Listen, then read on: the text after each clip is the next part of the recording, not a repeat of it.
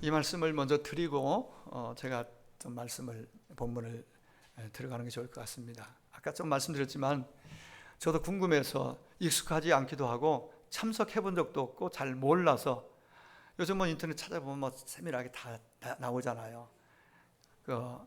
뭐 할로원데이, 할로윈이라고 하고 뭐 발음이야 좀 영어니까 조금씩 다를 수 있지만 할로윈이 뭔가 찾아보니까 원래는 이게 이제 우리나라에서 생성된 건 아니잖아요. 이 문화 자체가 영국이나 북유럽, 미국 등에서 10월 31일 귀신 분장을 하고 치르는 축제라고 이렇게 그렇게 해석이 되어 있고요.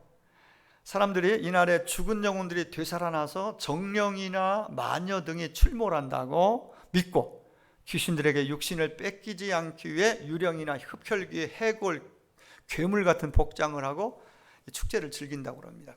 거기 나오는 사람들이. 그래서 이건 제가 볼 때는 어떤 하나의 문화이지만 그 속에 많은 문화 속에 영적인 흐름이 있습니다. 그걸 우리가 볼 수 있는 눈이 필요해요. 당장 눈앞에 몸이 원하는 기뻐하는 것만 추구하다 보면은 영적인 많은 좋은 우리 신앙인들은 믿음의 많은 것들을 이렇게 놓칠 수 있고 또 정말 하나님에게서 멀어질 수 있다는 것을 우리가 알고 이건 여기에는 대처가 필요할 것 같습니다. 어쨌든 여기서 150명이 넘는 젊은이들이 죽고 또 약 150여 명의 지금 젊은이들이 부상을 당한 상태로 아직도 중상 이렇게 있는 한 20명 가까운 젊은이들이 있으니까 더 늘어날 수 있다는 얘기입니다. 자, 이게 왜 이렇게 활성화되고 막 젊은이들을 모이게 하고 이게 막 되는가? 여러 가지 이유가 있겠지만은 이게 미국 같은 데서는 크리스마스 다음으로 이 축제 기간 동안에 어마어마한 이 상업적인 결과가 나온답니다.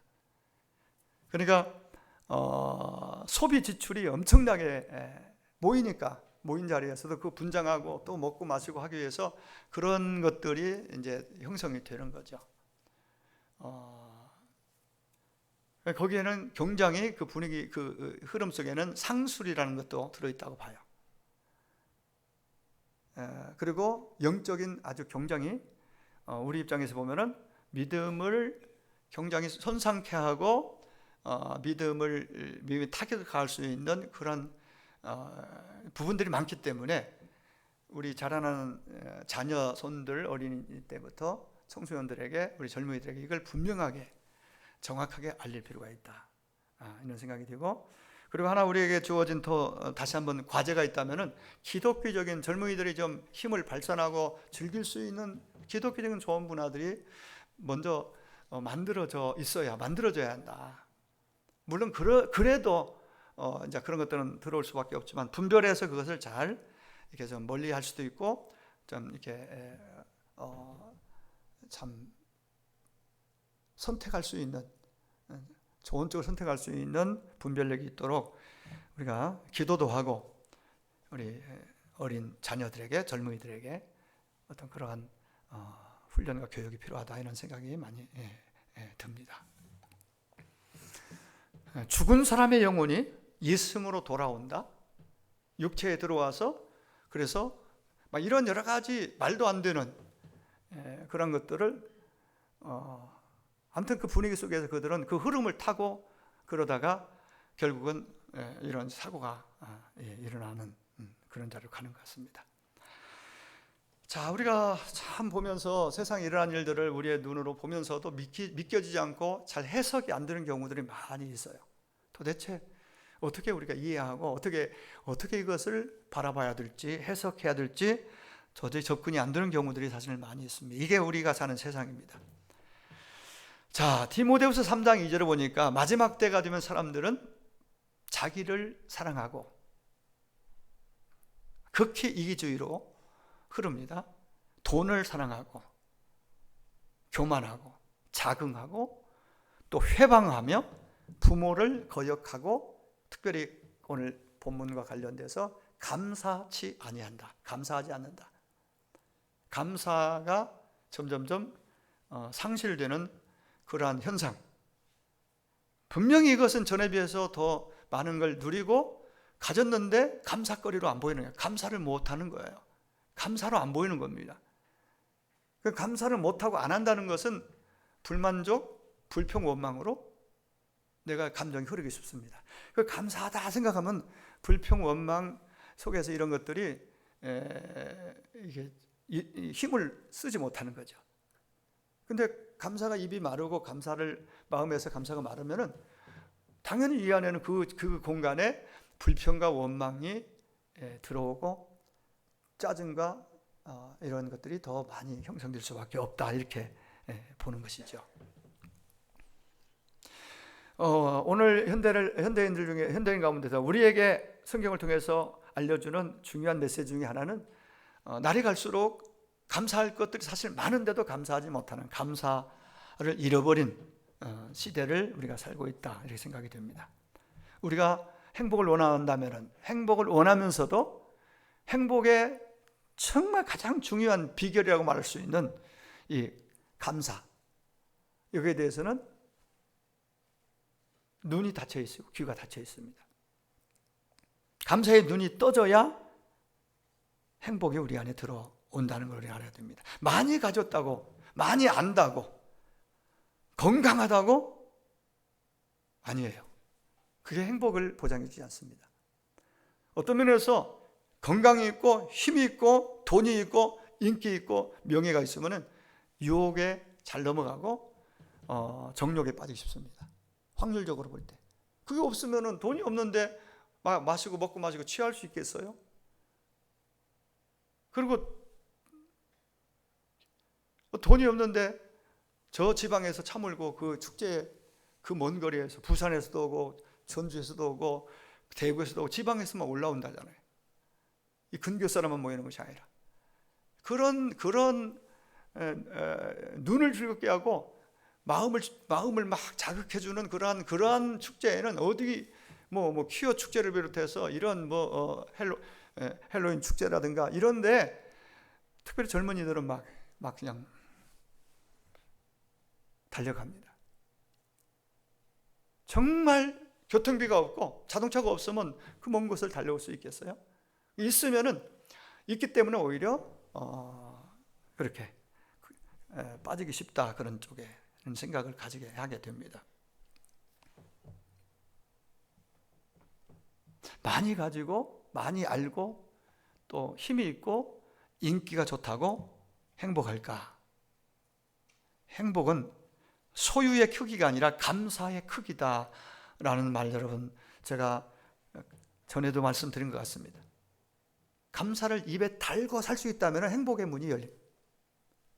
진짜. 왜 하나님께서 바울을 통해서 우리에게 범사에 감사라고 했느냐?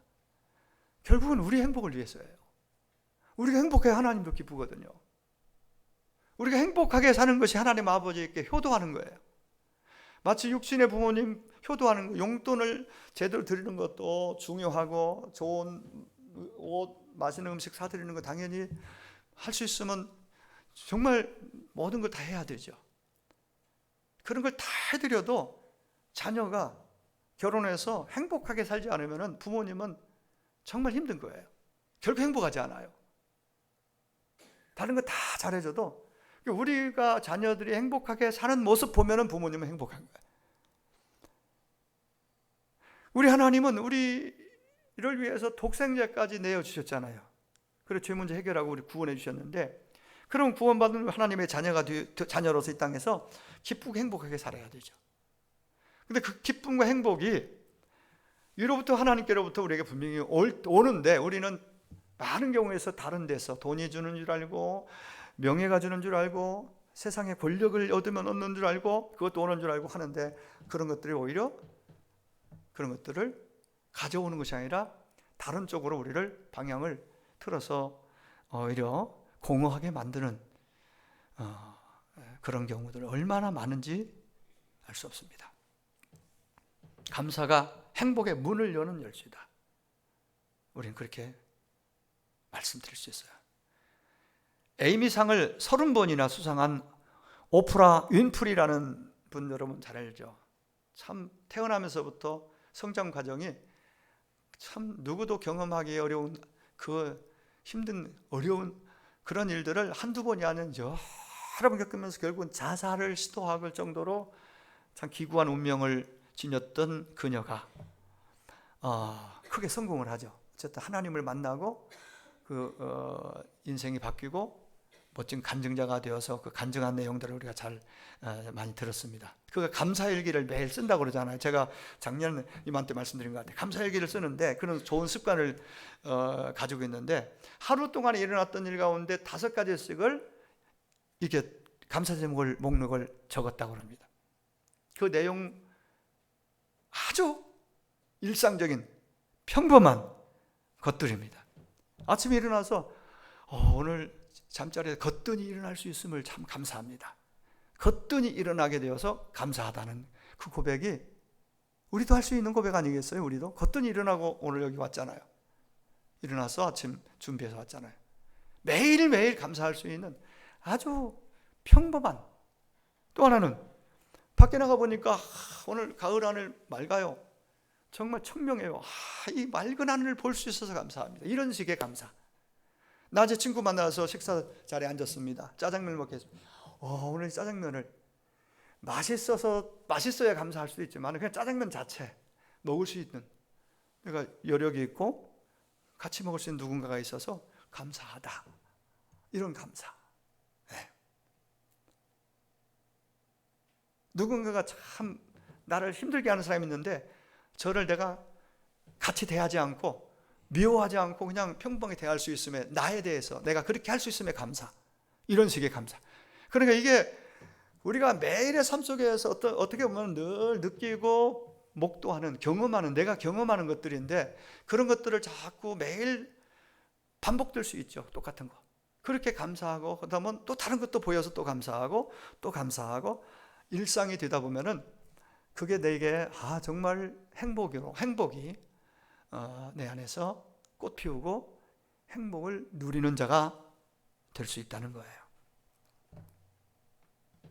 그렇습니다. 감사는 일상적이고 사소하고 평범한 삶 속에서 당연한 걸 여겼던 그렇게 보았던 것들을 믿음의 눈으로 보면서 캐낼 수 있는 보아가 바로 감사입니다. 성경은 감사하라는 명령을 너무너무 많이 합니다. 명령형으로 감사하라고. 감사할 수 있는가 우리 동의를 묻는 것이 아니라 우리 의견을 묻는 것이 아니라 우리 감정을 묻는 것이 아니라 감정과 우리 의지와 상관없이 그냥 감사하라고 그냥 우리에게 탁 던집니다. 명령하십니다. 이유가 뭘까? 하나님 왜 이렇게 자주 얘기할까? 어떤 분이 쭉 세알해 보니까 176번이나 감사하라는 명령, 감사하라는 말씀이 나온대요. 저는 세보지 못했지만은 176번. 이 똑같은 얘기를 왜 이렇게 176번씩이나 이렇게 감사하라 말씀하세요? 명령형으로 이렇게 하실까요? 이유는 하나님의 자녀가 되었으니까 하나님 자녀니까 우리가 행복하라고. 그래야 하나님도 기쁘시겠다는 거예요. 우리 복 주시려고 감사하라고 말씀하심을 우리는 알아야 됩니다. 하나님은 선하시고 인자하신 분이라고 오늘 136편 시편 1절에 말씀하시고 계속해서 반복적으로 말씀하시고 시편에 특별히 이런 문구가 많이 나옵니다. 그분은 선하시고 인자하신 분이에요. 언제나 우리 부족해도 약함에도 허물이 있음에도 불구하고 우리를 선하게 대하시고 인자하게 대하시고 우리 그렇게 품으시는 분이세요. 그 사랑을 그 은혜를 우리가 가까이 가서 느끼고 알수록 나도 모르게 내가 변하는 겁니다.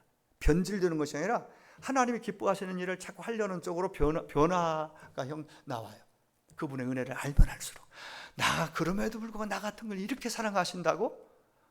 이렇게 나 같은 것을 바울이 그걸 알고 그는 풍랑 가운데 있든지 감옥에 있든지 상관없이 그래서 그는 감사하고 그래서 기뻐하고 그리고 우리에게 그렇게 하라고 주의 이름으로 우리에게 선포하고 있는 것이죠. 왜 감사해야 되느냐? 오늘도 추수감사절 가까우니까. 아니에요. 추수감사절이나 어떤 절기 때는 우리가 감사를 배우고 연습하고 훈련을 통해서 계속 그 삶이 이어져서 우리가 행복하도록, 우리가 행복해서 하나님께 영광이 되도록, 하나님께 기쁨이 되도록 바로 거기에 있습니다. 선하신 하나님은 언제나 우리에게 결과적으로 유익하고 결과적으로 좋게 하십니다. 이걸 우리는 하나님 말씀에 있는 거 그대로 받고 믿어야 돼요. 지금 답답하고 꼬이고 안 되는 것이 너무 많아. 그래서 거기에 대한 우리의 반응은 어때요? 당연히 마음도 힘들고 얼굴 표정도 언어도 부정적이고 불평하고 원망할 수밖에 없죠. 얻는 게 뭡니까? 이게 끊임없이 자꾸 연습하고 연습해서 우리가 정말 우리 체질이 어떤 일을 만나면 오히려 감사로 해석하고 반응을 빨리빨리 하는 습관 연습을 통해서 체질화돼서 이렇게 할 때에 나도 모르게 행복이 더 내 안에서 내 삶 가운데서, 그리고 그 행복이 다른 사람들에게도 전염이 전달이 되는 것입니다. 내게 주신 모든 은혜를 내가 하나님께 무엇으로 보답할까? 시편 기자는 116편 12절에서 그렇게 말합니다. 은혜를 보답하고자 하는 이 마음이 감사의 출발입니다. 시작입니다. 열정이란 책을 쓴 존 템플턴이라는 분은 그의 책에서 감사 생활을 실천하는 3가지 방법을 제시합니다. 하나는 감사의 대상을 찾아 감사하고 마음을 전하라는 얘기합니다. 감사의 대상을 찾아서 감사하라. 대상 중에 우리 부모님, 또 여러 지인들, 또 가족 안에서 얼마든지 있죠. 그걸 표현을 해야 됩니다. 감사. 두 번째는 열망하는 좋은 일이 실제로 일어나기 전에, 내가 꿈꾸던 목표하는 일이 성취되기 전에, 일어나기 전에 미리 감사하라고 말합니다. 미리 감사.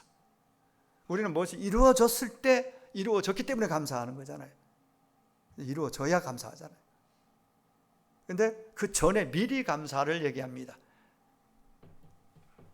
그리고 세 번째는 우리에게 닥친 어떤 문제, 도전, 어떤 과제, 이런 것들 그 자체를 감사의 눈으로 해석하고 감사하라는 거예요. 문제 앞에도 감사하라는 거예요. 대단히 이건 성숙한 믿음 아니면 어렵습니다. 어떻게 문제가 내 앞에 있는데 그거 감사할 수? 어떻게 이 유라굴로 같은 광풍이 지금 앞에서 지금 골리앗이 막 죽이겠다고 협박하고 있는데 거기서 감사가 어떻게 나오겠어요?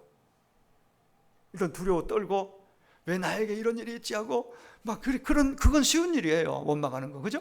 근데 그런데도 감사한다는 건 마음에 여유를 가졌다는 거예요.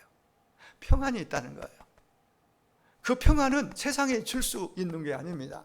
그 문제 앞에서 내가 평안을 가진다는 것은 그분이 내 배후에 내 안에 딱 주왕 되어서 딱 내 안에 계실 때 그냥 요동하지 않는 거예요. 그분이 멀어지면 멀어질수록 작은 일 앞에도 우리 요동치는 겁니다. 불안한 거예요. 낙심하고 불안해하고 염려하고 걱정하고. 미리 감사, 이건 참 좋은 방법인 것 같아요. 하나님 미리 감사. 선불감사라는 건데 들어보셨죠? 선불감사. 어떤 일이 일어나기 전에 미리 감사하는 건, 요한복음 11장에 보면 41절에 예수님이 참 친밀한 관계에 있는 나사로가 죽었습니다. 그 가정에 죽음으로 인해서 누이들이 막 슬픔이 잠겼습니다. 주님이 의도적으로 시간을 늦췄다가 죽었다는 소식 듣고 일단 갑니다. 만났습니다. 원망 섞인 말로 마르다가 얘기하고 마리아가 얘기하고 거기서 여러 일들이 있지만은 주님께서 그 무덤 앞으로 그들을 데리고 가죠. 가서 주님이 이렇게 말씀하십니다. 돌을 옮겨놔라.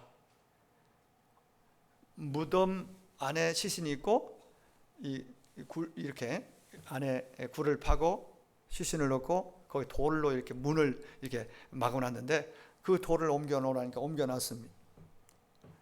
그리고 주님이 기도하십니다. 옮겨놓으라 하시는데 주님이 뭐라고 기도하시는지 아세요? 눈을 들어 우러러 보시고 이렇게 기도하십니다. 이르시되 아버지여 내 말을 들으신 것을 감사합니다. 사실은 어떠한 일도 안 일어났어요. 그냥 돌만, 사람이 할 수 있는 돌만 옮겨놓고 그 안에 썩은 시체 나사로 죽음 그대로 있습니다. 그런데 뭐가 감사해요? 그게 선행적 감사, 미리 감사예요. 주님이 우리에게 보여주시는 아주 좋은 감사 생활에 좋은 그 어떤 모범이랄까요? 예. 그런데 아무 일도 일어나지 아니한 상태에서 여전히 죽음이 그를 가두고 있고 썩은 냄새 나는데 하나님께 미리 감사하고 그리고 명할 때 그는 일어나서 나왔죠. 살아났죠. 헨리 나우웬이라는 영성학자가 있는데 좋은 책들을 많이 쓰신 분이죠. 감사의 삶은 연습이 필요하다 이런 얘기를 해요. 감사는 그냥 물론 성령 충만하면 감사하겠죠. 모든 일에. 근데 우리가 늘 성령 충만하지 못하잖아요. 그래서 의지적으로 하나님 말씀을 내가 듣고는 내 의지를 들여서 순종하는 우리의 몫이잖아요. 하나님 은혜를 구하면서. 이 감사도 감사라 했으니까 내 의지를 들여서 자꾸 하루에 5가지 아니면 3가지 일상 속에서 한번 적어보기도 하고 이렇게 감사를 자꾸 표현하는 연습하다 보면 체질이 되고 그래서 그냥 감사가 자연스럽게 내 입에서 마음에서 삶으로 나오는 그런 일이 있겠죠. 거기까지 되면 우리는 정말 기쁨, 행복의 인생이 펼쳐질 것입니다. 늘 모든 감사. 그래서 오늘 본문에 범사에 감사하라. 범사 15, 살전 5장 18절. 이 범사는 이 한자는 원래 범자가 모두 범자예요. 그리고 일사자를 쓰는데 한자로 모든 일에 감사하라.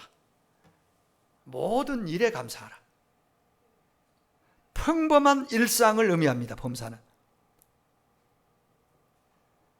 범사란 그 원어 신약성경 헬라 원문으로 보면은 엔판티라는 말이에요. 엔판티. 이 말은 넓은 뜻을 가지고 있는데 모든 상황과 환경에서 감사하라. 야, 정말 이게 뭐 들으면서는 어떤 생각을 하세요? 이게 간단한 말씀이 아니에요. 모든 상황 환경 속에서 감사하라. 엔판티 범사. 자, 그럼 여러분 한 가지 제가 질문을 드릴 테니까 여러분 한번 반응을 한번 해보세요. 마음에서부터 믿는 대로 반응하시면 됩니다. 제가 질문하겠습니다. 하나님께서 우리의 삶 가운데, 여러분 삶 가운데 모든 것을 합력해서 선을 이루실 것을 믿으십니까? 믿으십니까? 성경에 있는 거잖아요. 믿으셔야 합니다. 믿으시기 바랍니다. 예, 믿으셔야 해요. 왜? 하나님께 모든 것을 합력해서 선을 이루신다는 것은 바울의 말이 아니고 여기 김 목사 말이 아니고 하나님이 주신 하나님의 말씀이세요. 하나 더 질문할게요. 자, 하나님의 약속은 반드시 꼭 이루어진다는 사실을 믿으십니까? 믿으십니까? 믿으셔야 합니다. 믿으셔야 돼요. 이게 되면은 범사감사가 불가능이 아닙니다. 범사감사 가능합니다. 모든 상황, 모든 환경에서 살전 5장 18절 내 삶에 실천하고 적용할 수 있는 그 힘이 앞서 2가지 질문을 드렸고 그걸 진짜 믿는다면은 진짜 믿으면은 그게 가능해져요. 범사감사가. 이 상황에서 감사? 어떻게? 하나님을 신뢰한다면은 선하심을 믿는다면은 합력하여 이것조차도 합력해서 선하게 하신다면 그 하나님 믿는다면은 감사할 수 있습니다. 자, 우리 보람 자매가 이제 좀 있으면 결혼식을 하게 되는데, 결혼을 앞두고 있는데, 이 주례 할 때 거의 빼놓지 않고 묻는 게 있습니다. 신랑 신부에게 기쁠 때나 슬플 때나 부유할 때나 가난할 때나 아플 때나 건강할 때나 젊어서나 늙어서나 평생 언제나 사랑하겠느냐 하고 신랑에게 묻고 신부에게 묻습니다. 그때 잘 모르겠는데요, 생각해보고 대답할게요, 이런 사람 있나요? 그러면 분위기도 싸하고 그거 좀 이상하게 됩니다. 당연히 실제적으로 그들 지금 결혼을 결심하고 결혼하고 주례를 받을 때는 그 앞에서 예 하고 크게 대답할 겁니다. 그렇게 하겠다고. 그죠? 여러분 그렇게 하고 결혼하셨죠? 다들. 근데 잘 지키고 있습니까? 어디까지 갑니까? 살다 보면은 야, 이게 정말 말로는 쉬운데 실제적으로 그게 쉽지 않다는 걸 우리는 느끼게 돼요. 모든 상황 환경 속에서 사랑한다는 게 여러분 그게 간단치 않은 것 같습니다. 우리의 감사가 꼭 그와 같습니다. 말로 하는 것만큼 쉬운 일이 아닙니다. 그래서 바울이 그래서 이 말을 한 거예요. 빌립보 4장 6절에 모든 일에 기도와 간구로 너희 구할 것을 감사함으로 아뢰라. 감사함으로 아뢰라. 오늘 본문 앞절 살전 5장 17절에 쉬지 말고 기도하라. 이 범사감사가 기도 없이 가능하겠는가? 은혜 없이 가능하겠는가? 정말 우리는 분명히 말씀드릴 수 있습니다. 왜 주께서 이 감사를, 범사감사를 우리가 해서 행복해지기 위해서는 이것이 감사가 가능한 모든 일에 감사로 화답하고 감사가 가능해지려면 반드시 기도가 따라야 된다. 하나님은 바람 가운데서도 풍랑 가운데서도 태풍 가운데서도 우리와 함께 계신다고 말씀하십니다. 어떤 상황 가운데서도 그 하나님은 나의 하나님이시고 나와 지금 그 자리에 이 자리에 함께 하시는 하나님을 믿습니다. 그렇다면 그 하나님을 신뢰하고 하나님께 감사할 수 있어야 되고, 그 믿음이 전제될 때 감사가 충분히 가능하다. 아마 목사님들 마음은 거의 비슷할 것 같습니다. 제 마음도 그렇고요. 바울도 아마 그랬던 것 같고요. 어떤 면에서 날씨가 이 가을 단풍 계절 너무 좋잖아요. 밖에 나가면 자연 너무 아름답잖아요. 날씨가 화창하고 좋은 날, 주일날 특별히 좀 이 걱정이 내 앞에 와요. 걱정이 와요. 날씨가 좋으면 좋아서, 그리고 날씨가 흐리고 춥거나 비가 오면 또 그래도 걱정이 돼요. 왜요? 왜일까요? 연약한 성도들을, 그들은 날씨가 좋으면은 그 좋은 자연의 환경 속으로 주님보다는 그쪽으로 갈 확률이 높아지기 때문에, 또 춥거나 덥거나 날씨가 굳으면은 그 이유로 하나님 앞에 나오는 일을 또 이렇게 그 일에 약해질까 봐서 가능하면 주님 앞에 열심히 더 가까이 나와서 하나님을 한 번 더 찬양하고 예배하고, 그래야 믿음이 더 잘 세워지고 거기에 진짜 행복이 깃드는데, 이걸 알고 이거 전하는 입장에서, 이 목사 입장에서는 그 마음이 믿음 약해질까 봐, 주님께서 혹이나 좀이라도 멀어질까 봐 그런 걱정들이 괜한 걱정이 아닙니다. 걱정이 늘 있는 것 같습니다. 성경은 항상 기뻐하라고, 쉬지 말고 기도하라고, 범사에 감사하라고 우리에게 강조합니다. 왜냐하면 아까 얘기했듯이 기뻐하는 것이 감사의 기초입니다. 기뻐하지 않는 사람이 감사하는 것 어렵습니다. 기뻐할 때 감사가 자연스러워집니다. 마음에 기쁨인 사람은 당연히 웬만한 건 감사로 이렇게 표현하고 감사로 화답을 할 수 있지요. 기도하는 것은 감사의 탁월한 방법입니다. 여러분 진짜 기도하지 않고 범사 감사는 어렵습니다. 그래서 기쁨과 기도는, 오늘 본문 앞에 있는 2절, 기쁨과 기도는 감사의 조건이고 동시에 결과와 같습니다. 그러면 여러분 살아가면서 하루하루 한 주 한 주 지내면서 어떤 상황만 보지 말고 그 상황 속에서도 일하시는 하나님, 전능하신 하나님, 그리고 선하신 하나님, 나를 너무너무 사랑하시는 그 하나님을 먼저 보시고, 그래서 그 하나님으로 인하여 감사하며, 그래서 그 상황과 상관없이 여러분 그걸 통해서 더 믿음이 더 증진되고 승리를 거기서 누리는 자로 세워질 수 있게 되기를 주의 이름으로 축원합니다.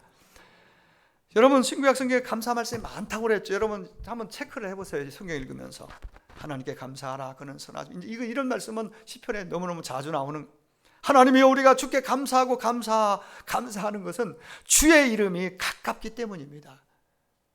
하나님 감사합니다. 한 몸으로 부르심을 받았으니 너희는 또한 감사하는 자가 되라. 끊임없이 성경은 우리에게 감사를 명하고 있습니다. 그러면서 우리 하나님은 너희들이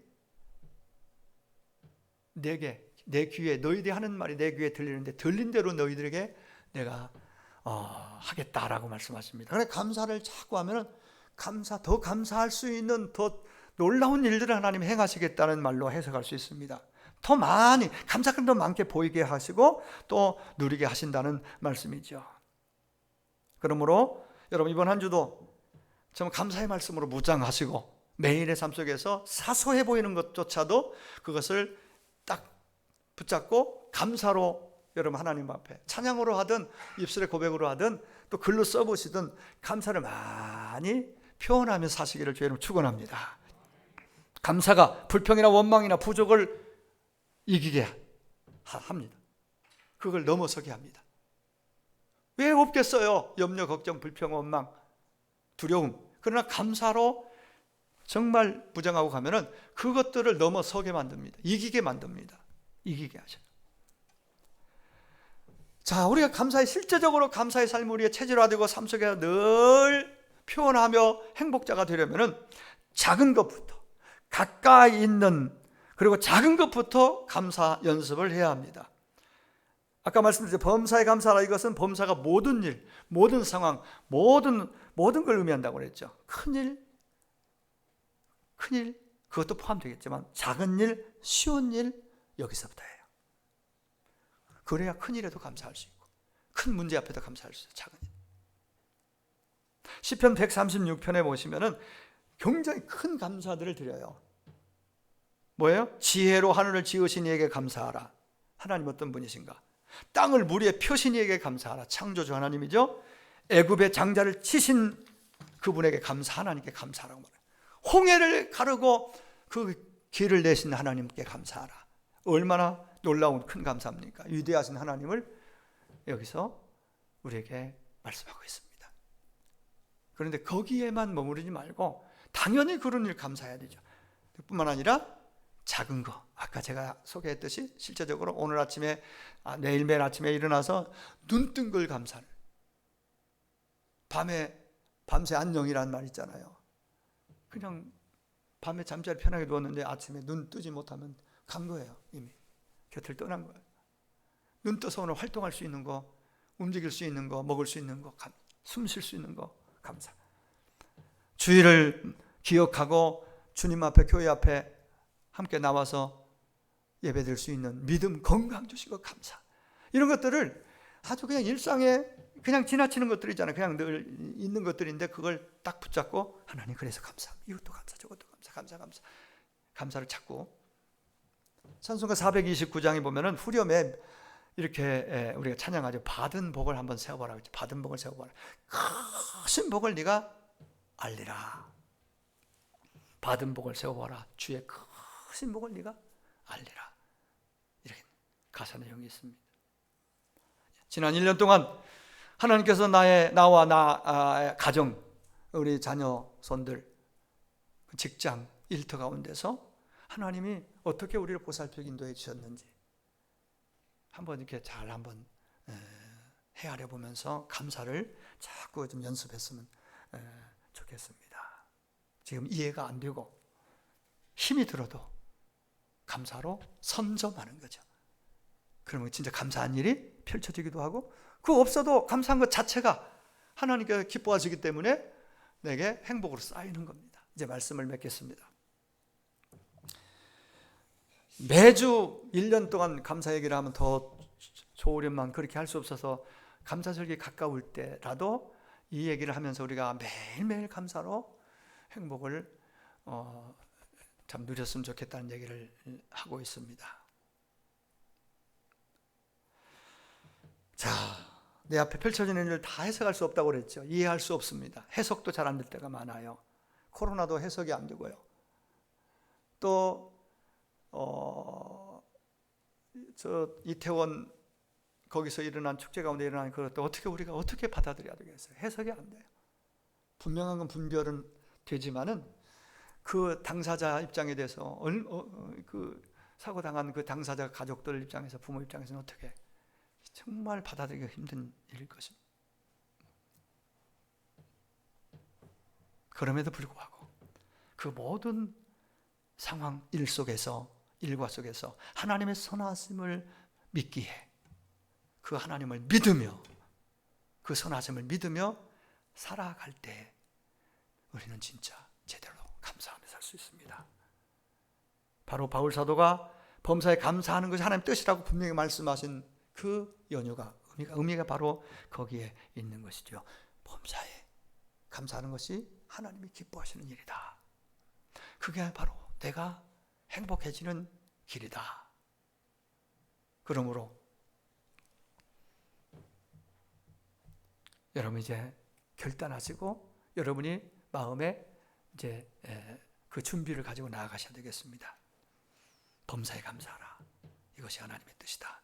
감사의 문을 통과하는 자만이 천국을 누리고 하나님 나라를 여기서 맛볼 수가 있는 것입니다. 어떤 상황이나 환경이나 입장에서도 믿음으로 주의 선하심을 바라보면서 주의 주되심을 믿기에 어떤 상황 속에서도 하루하루 감사를 고백하며 사는 저와 여러분이 되기를 간절히 원합니다. 그래서 하나님이 기뻐하시는 사람이 되시고 그 하나님으로 인해 더 행복해지시는 오늘 저나 여러분 모두가 되기를 주의 이름으로 축원합니다. 기도하겠습니다. 하루 한 1, 2분 동안 기도합니다. 각자 고백으로 하나님, 진짜 하나님이 원하시는 것이 뜻이 무엇인지를 오늘도 알게 됐습니다. 아는데 끝이지 않고 실천에 옮길 수 있도록 감사를 모든 일 가운데서 좀 그 눈으로 보게 하시고 입으로 표현할 수 있도록 범사 감사를 통해서 미리 감사를 통해서 행복을 누리고 주께 영광을 기쁨을 드리는 자가 되겠습니다. 우리 같이 기도합니다. 하나님